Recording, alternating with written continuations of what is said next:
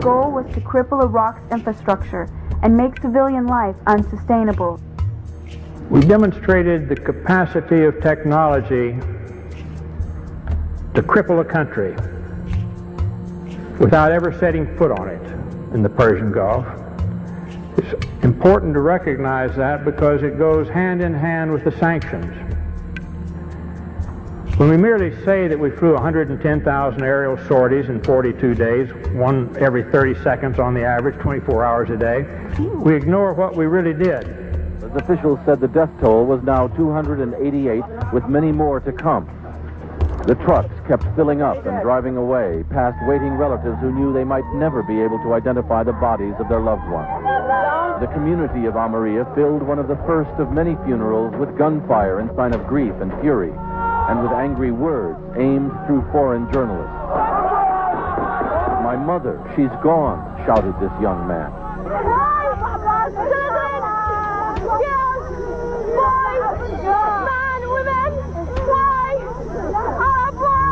This woman asked, "Could not all your modern technology tell you that there were children and women here?"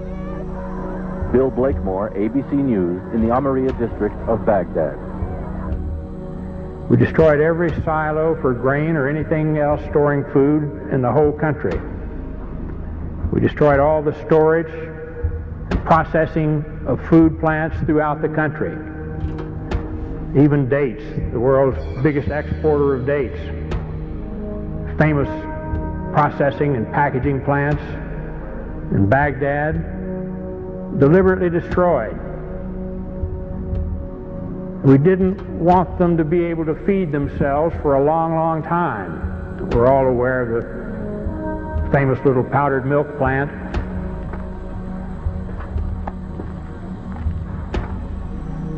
The United States government says that in this factory here you are making chemical weapons. Is that true? No, that's not true. They are lying. Because this is milk for children.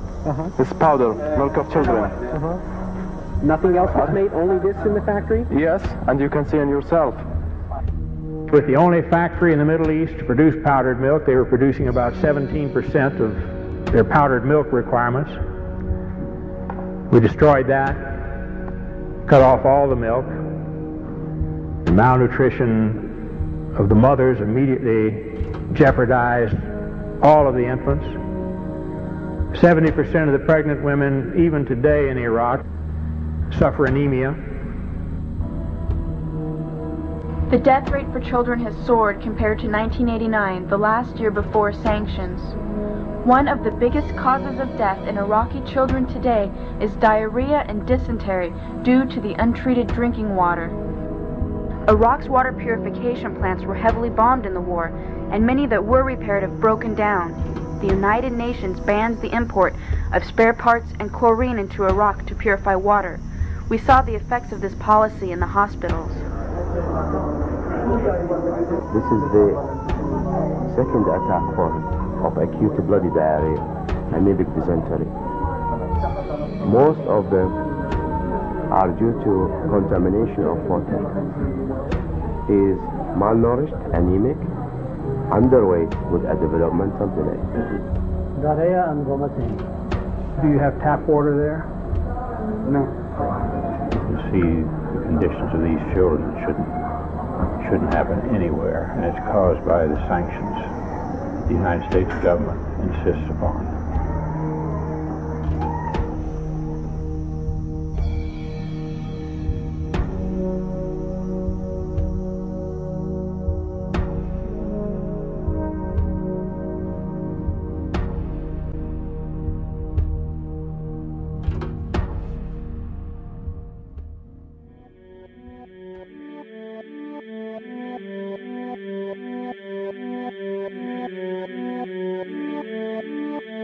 The daily life we perceive with our five senses is not reality.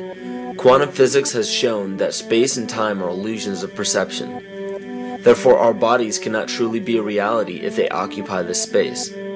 Ernest Rutherford performed an experiment in Manchester that revealed to him the shape of the interior of an atom. Scientists were shocked to discover that the atom is almost entirely empty space. The question then became, how could this empty atom possibly make the solid world around us. Our true consciousness does not exist in our brains or in our bodies.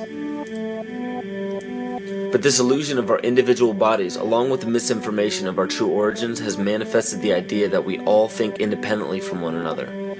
With this misunderstanding, it would seem impossible to scientifically explain telepathy, clairvoyance, spiritual mediums, and other phenomena dealing with transferring information between sources without physical means of communication. But when you understand that there is a common spiritual bond between all things in the universe, and that we are all part of one divine intelligence, no phenomena is unexplainable.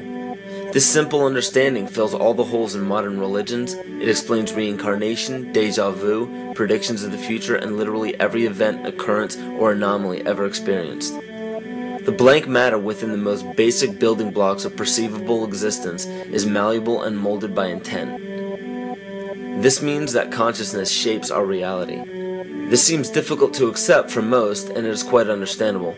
In modern times, we are taught from an early age how to think rationally and tangibly.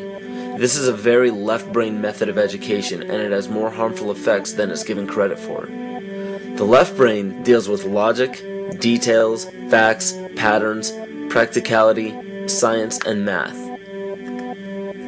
as the right brain deals with feeling, intuition, symbols, images, risk-taking, philosophy, and religion.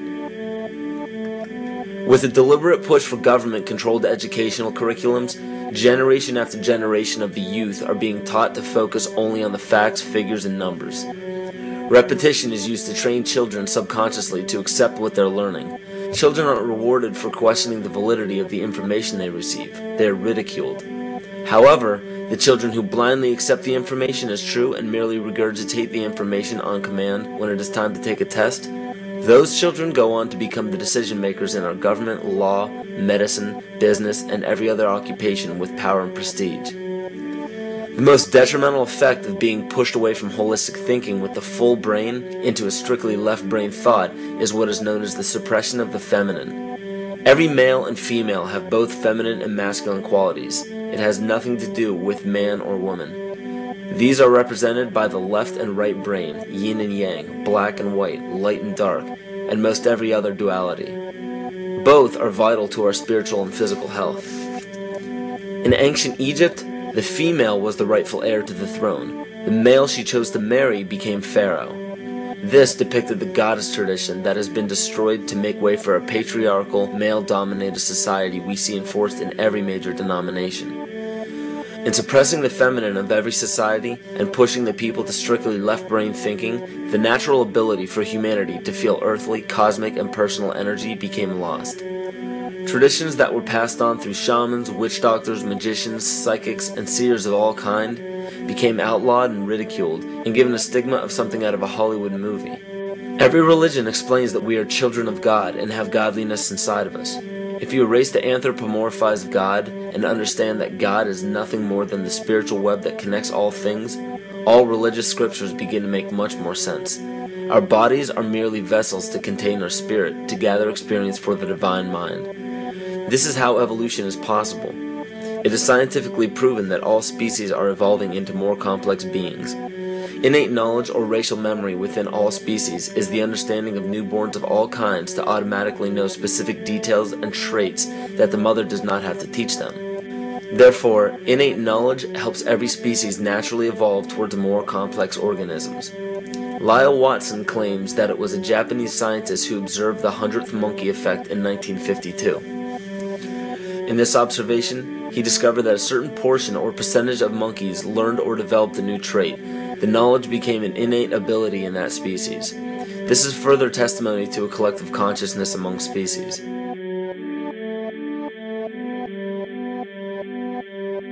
Everything in existence has a natural vibration to it, from our atoms all the way to the vastness of the universe. To show a simple connection between the earth and our bodies, take a look at our body's harmonic focal points, better known as our chakras.